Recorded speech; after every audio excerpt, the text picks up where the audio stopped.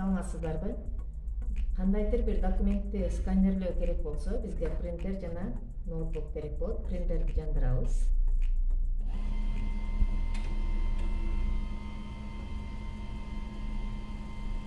Принтер менен компьютерди USB кабель аркылуу туташтырабыз. Мисалы үчүн биз мына мугалим журналынын башкы бетин сканерлеп көрөбүз.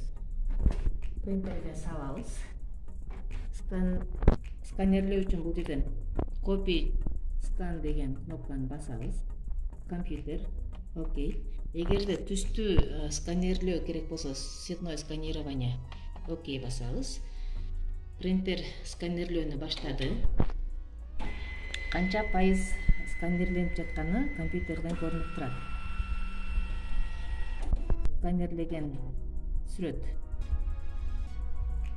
компьютерге түштү. Мына биз түстү сканерледик. Эми эгерде ак кара түстө сканерлөө болсо, керек болсо, copy scan, бул жерден компьютер, окей. Жана бул жерден черно-белое сканирование деген тандайбыз. Окей. Сканерлөө башталды. Бул жакта сканерлөө жүрүп жатат. Канча пайыз сканерленгени көрүнөт.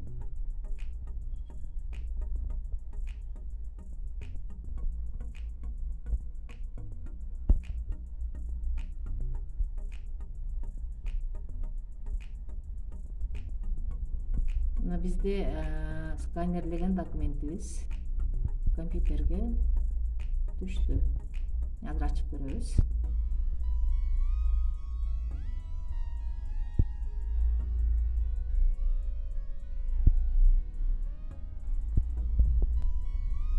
Мына биз ак кара түрүндө сканерледик.